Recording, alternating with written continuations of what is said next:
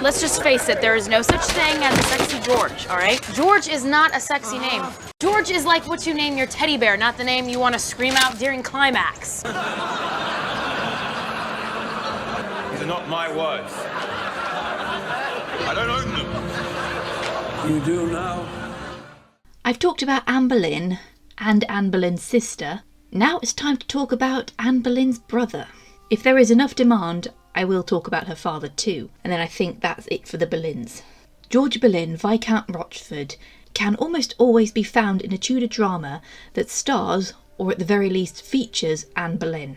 Much like his sister, his life is defined by his execution. His depiction in media varies. Unlike Anne, the majority of his portrayals are not as positive. George Boleyn was a man who benefited greatly from playing the patriarchal system of the Tudor court. He was also one of its greatest victims. His complacency with how the game was played caught him unawares, and I suppose it's time to give him his due. This is George Boleyn, the condemned brother.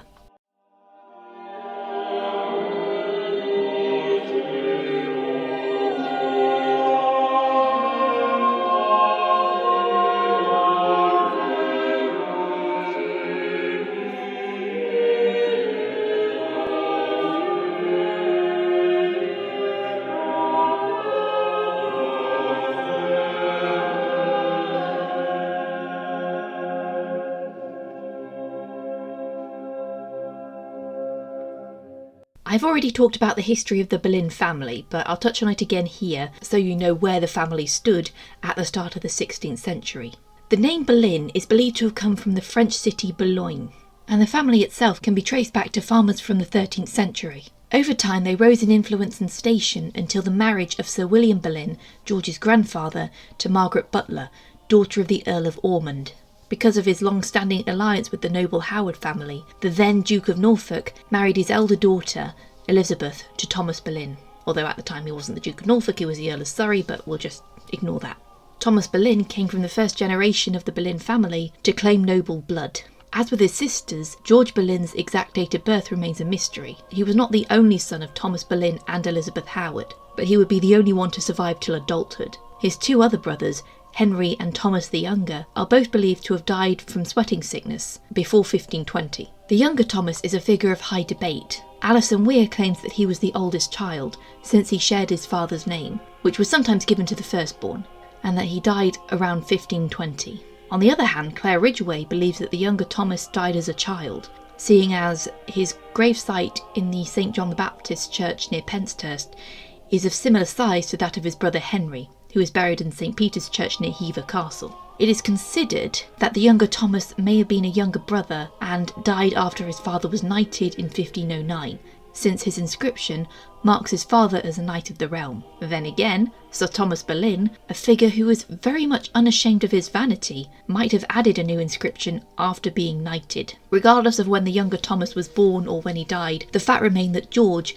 who was likely the youngest of the three surviving Boleyn siblings, born around 1504, was the only son of Sir Thomas to survive to see the beginning of the Boleyn's intrigues at the English court. George, like with Anne and Mary, was born at Blickling Hall in Norfolk and would grow up at Hever Castle. George was destined to follow in his father's footsteps and become a courtier and diplomat, gaining influence wherever he could for the sake of his family. He first came to the Tudor court in 1514 during the Christmas celebrations, participating in festivities enough to catch Henry VIII's attention. The king would make George a page boy. It is also believed that he may have spent some part of his childhood in France, while his father served as ambassador. But if he was indeed a page boy by then, he might have stayed at court, being looked after by relatives or even in the care of the king himself. George benefited from a high-quality education, where he learned French, Latin and Italian. When he was old enough, he attended the University of Oxford, where he is likely to have graduated, or just left, before 1524.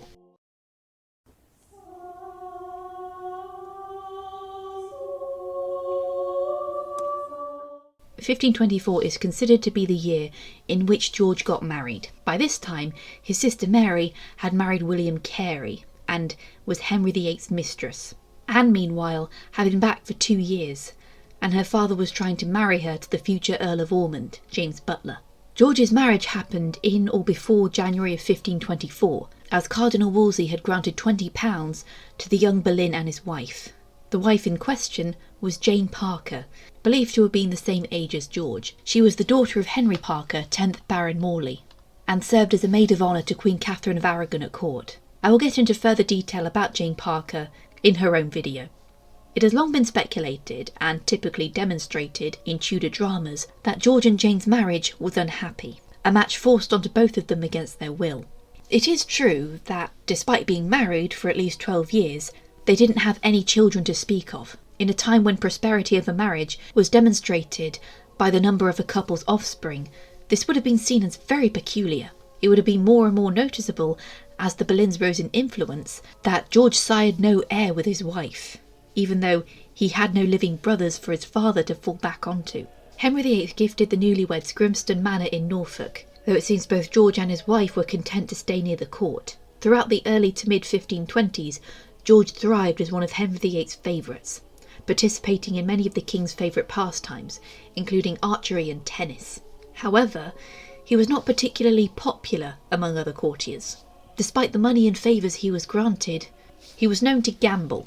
Another of George's supposed vices was being a womaniser. A contemporary poet named George Cavendish, who served Cardinal Wolsey faithfully and mourned his master's downfall, wrote poems lambasting Boleyn. I forced widows and maidens I did deflower. All was one to me, I spared none at all. My appetite was all women to devour. My study was both day and hour. Another Tudor poet, Thomas Wyatt Sr., conversely acknowledged that George Boleyn had good wit and shared a lot of his sister Anne's best qualities. Some say, Rochford, hadst thou not been so proud, for thou great wit, each man would thee bemoan. Since it is so, many cry aloud. It is a great loss that thou art dead and gone. You know, that doesn't really rhyme. Yeah, I know it don't. But... Historian Retha Warnick has argued that George may have been homosexual or bisexual, adopting the reputation of a rake in order to hide his true identity. Moreover, it was supposed that the other men who were accused with him and Anne in 1536 may have been in a relationship with him, in particular Mark Smeaton or Francis Weston. Warnick has largely been criticised for her lack of evidence on this matter.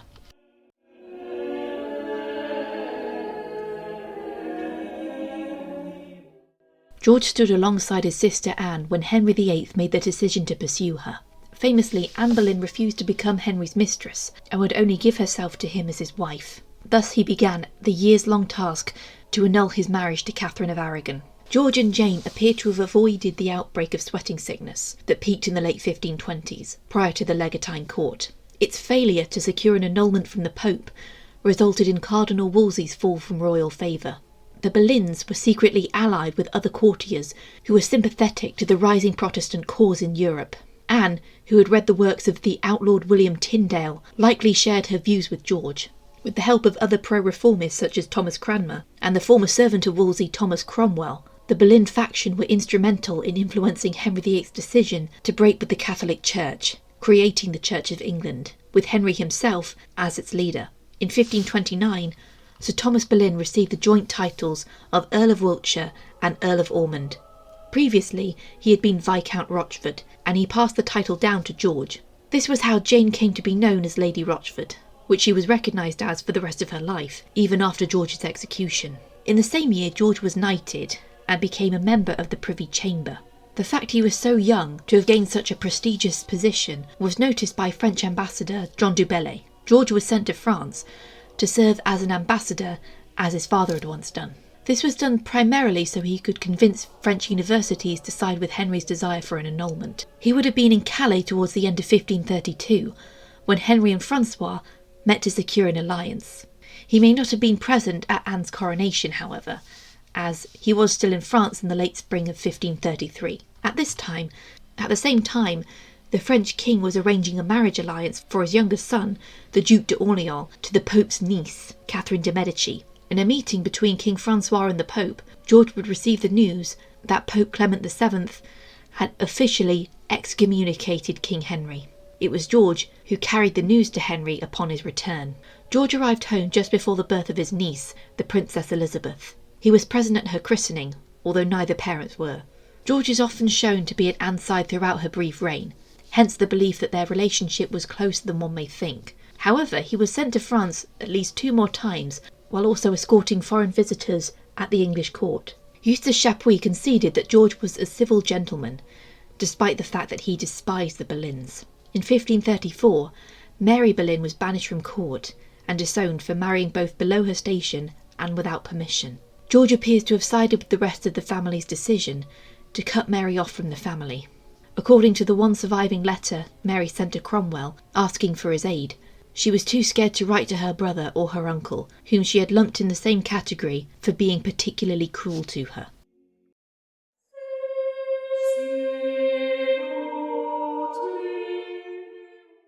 At the start of 1536, the Boleyns briefly celebrated Anne's most recent pregnancy, confident that she would give birth to a son and heir after a daughter and 2 miscarriages. Just days after the death of Catherine of Aragon, Anne lost her baby, and her downfall is believed to have begun here. Henry VIII tasked Thomas Cromwell with finding a fault in his wife to get rid of her. Despite being allies at the start of Anne's tenure as queen, Cromwell had grown increasingly antagonistic towards her and her family. This may have started when George was made Lord Warden of the Cinque Ports and Constable of Dover Castle, basically being put in charge of the one spot in the British Isles closest to mainland Europe and the front line of any potential French invasion. Cromwell undermined one of George's orders, much to the Viscount's chagrin. On Sunday last, the Mayor of Rye and others were with me at the court, and I have taken such order and direction with them as I trust is right and just. I have commanded the Mayor to return to Rye and see the matter ordered according to the order I have taken in it before. He now advertises me that you have commanded him to attend you and not obey the order. If you have been truly informed, or will command the Mayor to declare you to the order I have taken, I trust you will find no fault in it. Touching the last complaint put up to you by one of London, I never heard of it before, but when the Mayor goes down, he may cause the other party to appear before you at your pleasure. Cromwell concocted a series of accusations against Anne, which included not only George, but also 5 other men: Henry Norris, Francis Weston, William Brereton, Mark Smeaton, and Thomas Wyatt. The day after the May Day joust, in which many of Anne's supposed lovers were either competing or watching, George was arrested and taken to the Tower of London. On 12th of May, Norris, Smeaton, Brereton and Weston were tried for adultery with the Queen, as well as treason. Only Smeaton confessed to be guilty, but it was widely acknowledged that he had been threatened by Cromwell to give a false confession. As a commoner, he sought to gain more from a lesser sentence of beheading or imprisonment than being hanged, drawn and quartered at Tyburn. They were all found guilty and sentenced to death. Thomas Wyatt was spared by Cromwell and later released at the behest of Wyatt's father. Anne and George were given separate trials on 15th of May, even though the guilt of the other men meant that the siblings were already predetermined as guilty, showing just how much of an injustice these events were. Anne's trial was first, and she was inevitably condemned to be burned or beheaded on Tower Green at the King's pleasure. George decided to plead his defence anyway. Eustace Chapuis, who witnessed the trial, was so impressed by his testimony that he thought the Viscount would be acquitted. Nonetheless, he was unanimously found guilty and sentenced to die with the rest. Due to their social status, the men accused with Anne Boleyn were spared the gruesome traitor's death and sentenced to be executed on Tower Hill. It was one of the greatest spectacles of mass execution in English history, mostly due to the fact that all the men being executed were innocent of what they were being accused of. Being a Viscount, George was the first of the 5 men led to the scaffold. It was believed that they were brought out one at a time. George delivered a speech to the crowd. "Christian men, I am born under the law, and judged under the law, and die under the law, and the law has condemned me. Masters all, I am not come hither for to preach, but for to die, for I have deserved to die if I had 20 lives, more shamefully than can be devised, for I am a wretched sinner, and I have sinned shamefully. I have known no man so evil, and to rehearse my sins openly, it were no pleasure to you to hear them, nor yet for me to rehearse them, for God knoweth all. Therefore, masters all, I pray you take heed by me, especially by my lords and gentlemen of the court, the which I have been among. Take heed by me, and beware of such a fall. And I pray God the Father, the Son, and the Holy Ghost, 3 persons and one God, that my death be made an example unto you all. And beware, trust not in the vanity of the world, especially in the flattering of the court. And I cry God mercy, and ask all the world forgiveness of God. And And if I have offended any man that is not here now, either in thought, word, or deed, and if ye hear any such, I pray you heartily in my behalf, pray them to forgive me for God's sake. And yet, my masters all, I have one thing for to say to you.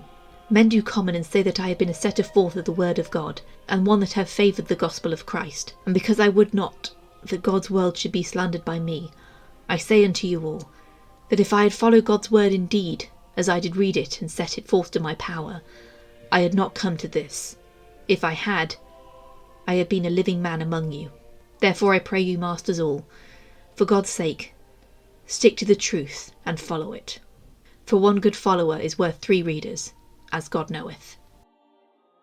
A Portuguese spectator says that it took 3 strikes of the axe to take off George's head.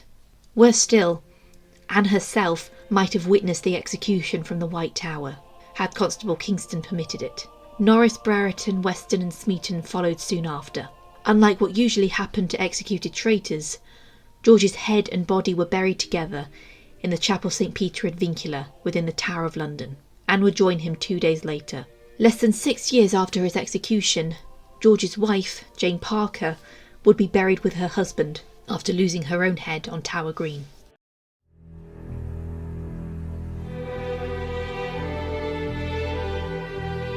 My sister, I know their words seem harsh, but you will do well to listen to them. Save yourself more heartache. We are right. Please listen. I thought you had ambitions for this family. Must I actually marry her? Of course you must marry her. Have you no pride? Or would you rather leave everything to Mary? No, sir. We can't have a conversation about George Boleyn without bringing up incest, or lack thereof. For the most part, on-screen portrayals of George and Anne's relationship are adamant that the siblings were innocent of the charges placed against them.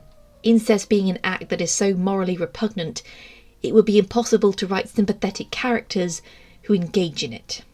Well, almost impossible.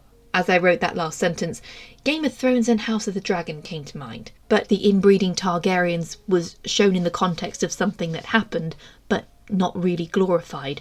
Meanwhile, if Jaime and Cersei had any redeeming features, getting it on with each other was not one of them. Philippa Gregory's negative representation of Anne Boleyn inevitably drags George along with her. I still haven't read the book. I don't really intend to read the book, but according to the Wikipedia article, he is both a supportive brother while also being a creep for at least one of his sisters. He is initially a good brother to Anne and Mary, and he has an implied attraction to the former. He is also depicted as bisexual, having a secret relationship with Frances Weston, something that is never shown in either of the adaptations. Does his and Weston's execution count as burying your gaze? Yeah, probably. But that's not the biggest sin that the book commits. The novel, which is told from Mary Boleyn's perspective and thus not totally reliable since she is not present within every scene, highly implies that Anne and George, in an act of desperation, conceived a child. For one thing, it sticks to the belief that Anne's last pregnancy birthed a deformed fetus, and we know what mixing genes can do. That's usually the first joke anyone makes when it comes to inbreeding. But also, there is a scene where Anne tells Mary that she went to hell and back to conceive her child, followed by George having a guilty look. The two adaptations go in opposite directions when depicting the extent of Anne and George's relationship. In the 2003 movie, he is played by Stephen Mackintosh. Honestly, I don't care for this performance, as George comes off as a sycophant with no depth at best, and a whiny man-child at worst. The beginning scene, which shows the siblings chasing each other around a field, while the camera feels as though it's being tied to a frisbee and tossed back and forth between crew members, is an attempt to show the three of them just enjoying life, completely ignorant of what's going to happen to them. But really, this only sets the scene for how cringe the rest of the movie will be. Much of the dialogue was improvised, allegedly, and it seems very little direction was given. George's "don't come any closer, I'll bite" feels so awkward. The movie throws implication out the window and fully confirms that yes, Anne and George did the deed. Worse still, this was Mary's idea, who suggests that Anne should sleep with another man to get pregnant. The only reason George comes up is because they cannot trust anyone else. On the one hand, it shows that it was done only out of desperation. On the other hand, it means that Anne was guilty with at least one of her supposed lovers, which I feel is a boundary one should not cross. Anne feels guilty that she forced George into it, only for it to be for naught, but the performances have been so lacklustre up to this point that I can't bring myself to care about their remorse. Anyway, moving on to the 2008 movie, where one of its redeeming features, I feel, is that it shows Anne, Mary and George acting like siblings and giving them time to breathe and interact with each other throughout, as opposed to a really weird opening scene. There is a brief scene in the beginning showing them as children and how close they were, before cutting to Mary's wedding day. Here, George is played by Jim Sturgis. He does look as though he could be related to Natalie Portman's Anne, and two dark-haired siblings help better to contrast Mary in terms of appearance and their fates. Unlike the 2003 movie, this one gives George a personality, separate from his sisters. He starts out as carefree and innocent as the rest of them, but when his family's ambitions turn towards him, there is a great change in his character. This centres around Jane Parker, and the fact that he was forced to marry her. He dislikes her because she is quote-unquote vile, while Jane is spurned by his lack of affection, and is jealous of his relationship with his sisters. George and Anne don't go through with it, which was probably for the best, as it would have removed any sympathy for either character, and allows Anne to keep her innocence. However, Jane sees them and thinks the worst before going to tell Norfolk. George's execution scene is pretty rushed and full of shaky cam, but there is a little cut towards his father who has to watch his son die. Overall, this George wasn't as bad as his book or 2003 counterpart, and we will see George's worse than him to come, so I put Jim Sturgis squarely in the middle, and one of the better things about the 2008 movie.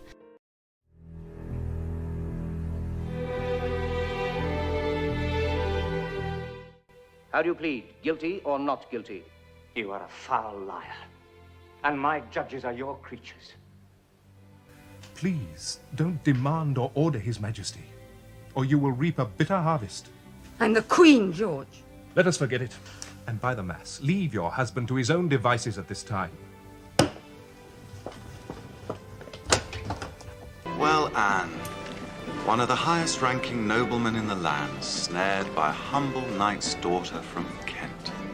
You sound surprised, brother. Well, I am. I know why I'm here. My wife. What has she said? Whatever it is, you can't hold me on the word of one woman.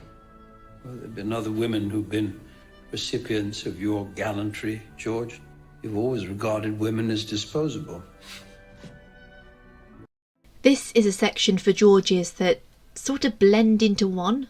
He's there because he's Anne's brother, and by law he has to be there with her. The two of them are typically shown to have a close relationship, but not that close, and Anne often relies on him as a confidant. Michael Johnson was the first on-screen George Boleyn in Anne of the Thousand Days, often shown with his family while intrigued at his sister's plans to gain power and take revenge on Wolsey. I can't find any credit for George in the Anne Boleyn silent movie Deception, which makes Johnson the earliest by default.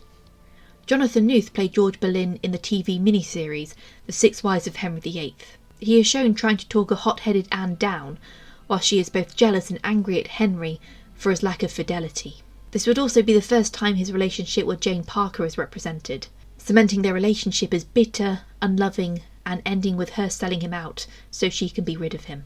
We also see his execution and his speech, which is highly abridged, but I believe the sibling dynamic between these two.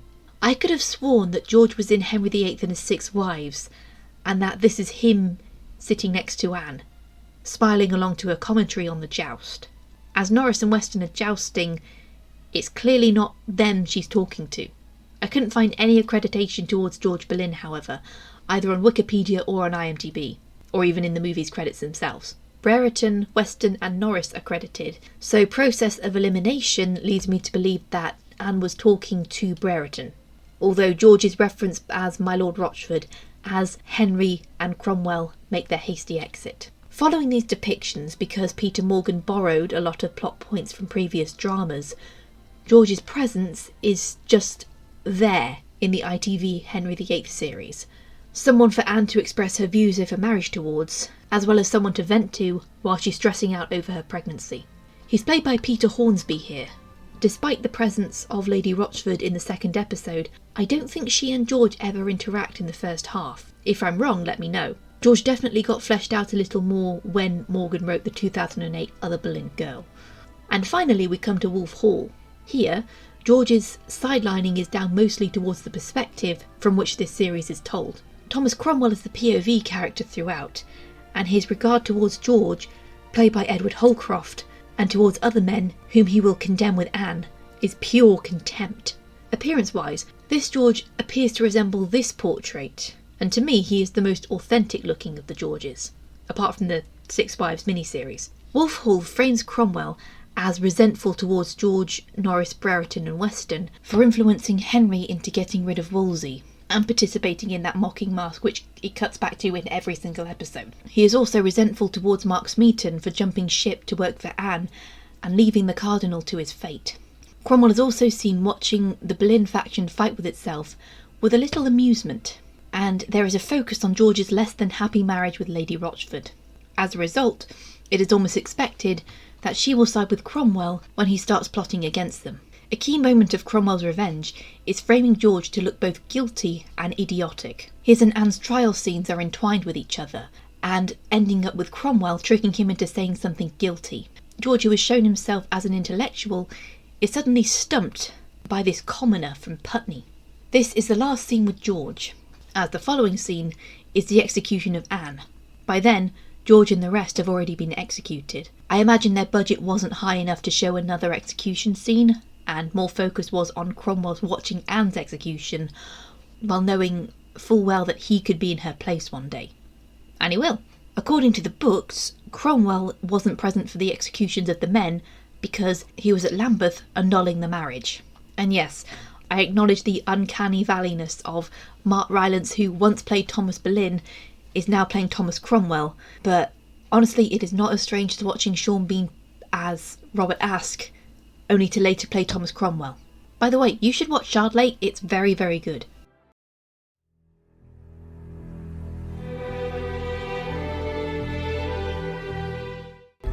Where are you going, my lord? I have to see the king.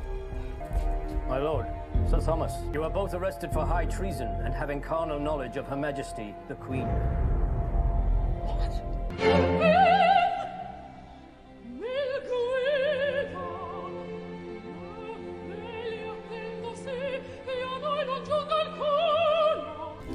No warring, please, George.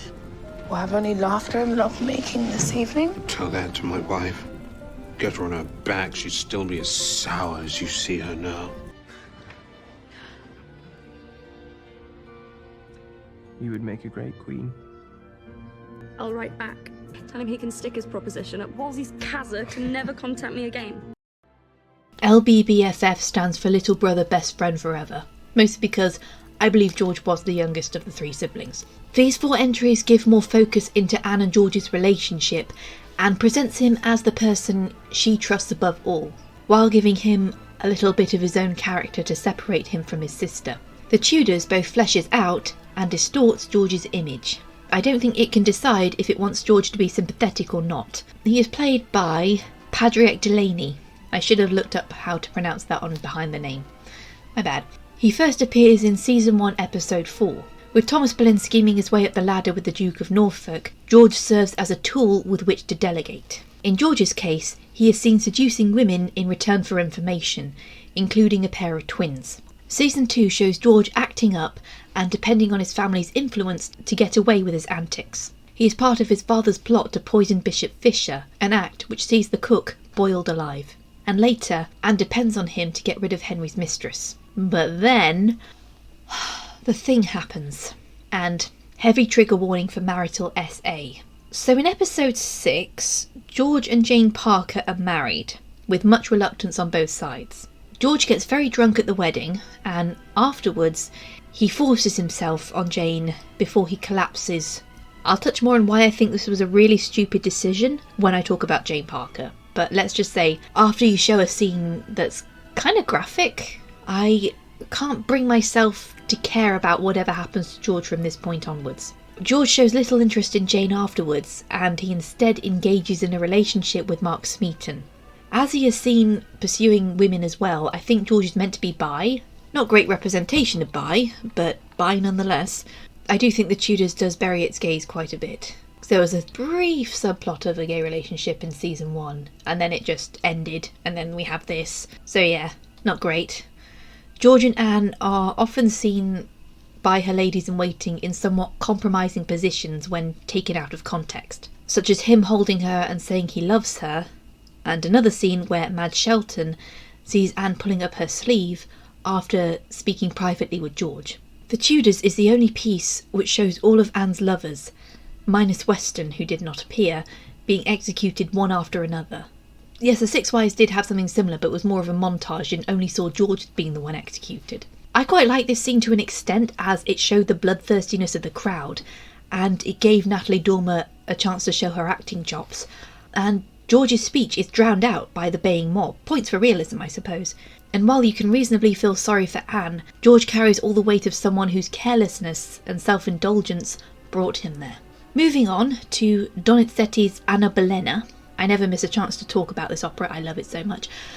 Here, George is referenced in the libretto as Lord Rochefort. He arranges a meeting between Anna and Percy. Percy is the compilation of all the men accused with Anne, save for George and Smeaton, who are their own characters. The meeting ends with Henry accusing the three men of betraying him and having them taken away. At the end, they are both offered a pardon but choose to die with Anne. It isn't a spectacular depiction of George, but it does nonetheless show that the two of them were close, and she used him as a confidant in places where she slowly lost the loyalty of everyone else around her. For the first time since 2021, it's time to talk about the Anne Boleyn miniseries. It feels like it's been ages since my unhinged rant. We've seen worse and better since then. I have since concluded that this miniseries was so hell-bent on clout, on having a colourblind cast, and getting as much press attention as possible, that they forgot to write a good story to go along with it. George, present for most of the first two episodes, with a small appearance in the third, is played by Papa Esiadu. There are the typical plot beats of his unhappy marriage with Jane, leading to her openly betraying Anne at the trial. But they added a new plot point in which George has been having a secret affair with Elizabeth Somerset, the Countess of Worcester. In episode 2, she reveals to Anne that she's carrying George's child. Whether he ever finds out about this is never concluded. As much as I despise the series, they at least got the relationship between the siblings right. And Esiadu is very charismatic. I like that there is a final scene between them at a distance the night before the execution. And finally, there is the series worse than the 2021 version, Blood, Sex and Royalty, in which John Lumsden plays the most recent version of George Boleyn. Initially, I had him mixed up with Finn Whitehead, who played Branwell and Emily, and I thought, oh, is this guy going to be typecast as useless brothers forever living in the shadow of their sisters? Yes, Branwell Bronte was a useless brother, don't at me. I class this George as the least aggravating of the three siblings, with Mary being the most while Anne sits in the middle, because of the awkward way in which they have Anne break the fourth wall to introduce every character, because these creators seem to think that we're all idiots and need everything spelled out for us 5 times before we get it. They have George refer to Anne as sis, only for Anne to turn to the camera and say, "This is my brother George." Like, give your viewers some bloody credit. Why else would this one person call you sis? Unless they are acknowledging that you identify with your birth gender. Nonetheless, George carries a brotherly dynamic with his sister, no matter how grating. He is the one to tell her that Cromwell is going in a different direction than her when it comes to dissolving the monasteries, and he comforts her in her time of need, much to his wife's chagrin. Oh man, I am so looking forward to talking about Lady Rochford.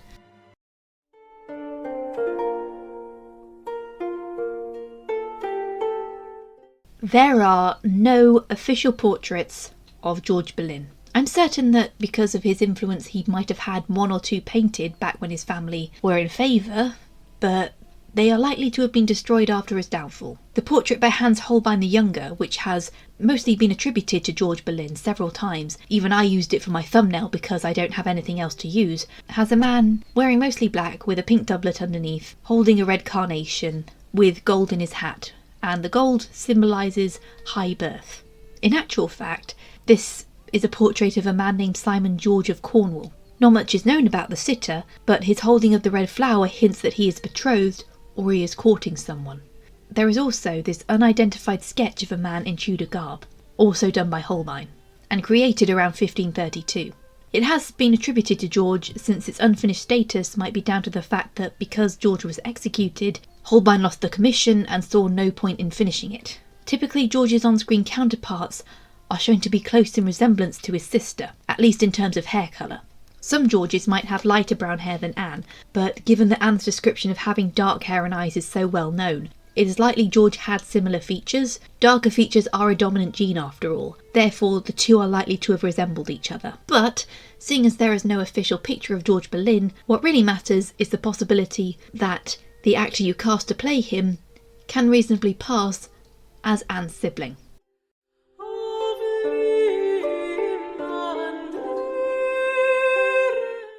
So, the general image of George Boleyn is a libertine who hates his wife and rides off the influence of his family without actually earning it.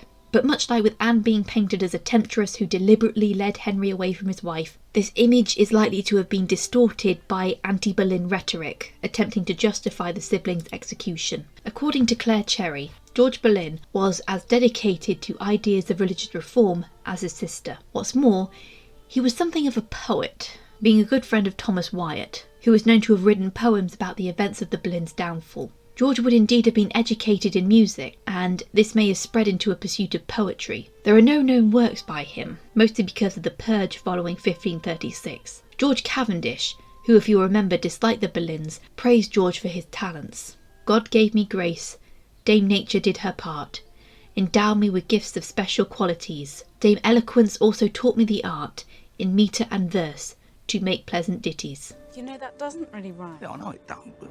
The poem, The Lover Complaineth the Unkindness of Love, may have been written by George, but it's impossible to confirm, and I would read it here, but it is a very long poem, and I had to go out in half an hour. As for his political career, he appeared to have carried out the duties given to him by Henry with a reasonable amount of competence. It is very common for inept people to be given senior roles just because they are related to someone high up, but George's only grievance was a disagreement with Cromwell while he was Lord Warden. If George had bungled this responsibility, it would almost certainly have been recorded, especially by Ambassador Chapuis. George is also noted to have never missed a Privy Council meeting. It would be nice to have seen more Georges like this, as well as one that finally breaks the trope of him and Jane Parker having an unhappy marriage. At this point, showing their marriage as dysfunctional is like the way everyone portray Bruce Ismay in Titanic.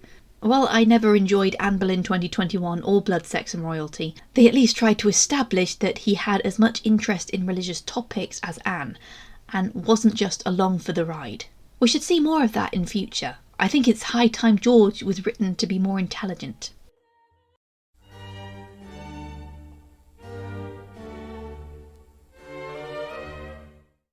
Now, if you think there are some gaps in this video, that is mostly because my coverage of George Boleyn also feeds into my upcoming video about his wife Jane. When George won the poll on Patreon, I promised a follow-up video about Jane Parker's on-screen counterparts, which should be along shortly.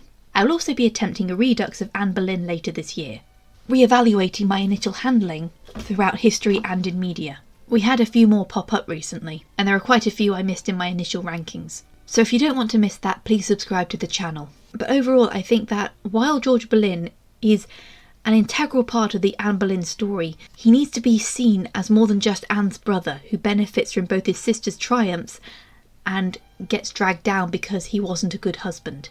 Let him stand out a bit more. True, he's cursed forever to be a supporting character, but that doesn't mean he can't be interesting in his own right. That was George Boleyn, and the Jane Boleyn video should be coming up very soon, either by the end of the month or in the very early days of February. I think January is the worst month for making videos, just because usually I'm finishing a job that either takes up the entire first week of January or it takes up most of it, and in my case I was coming back from another city, and then when I got back I realised how damn tired I was. It kind of creeped up on me. Once the first week of a month goes by, you realise, oh shit, I should actually get something done. But hey, it's done now, and we can look forward to Jane Boleyn, and also there is a poll on Patreon right now to decide a future topic. But anyway, please make sure you subscribe to the channel and like this video, share it around, all that sort of stuff. And thank you to my patrons. By the way, that poll I talked about, you can only vote on it if you're a paid member on Patreon. Every little bit of support to this channel really does help. My King and Queen patrons get a shout out in the credits every time, so thank you Anna from Gustine, Jill My Nero, Larissa and Leslie Williams. But that's all for now, and look forward to Jane Rochford /Parker /Boleyn in the near future.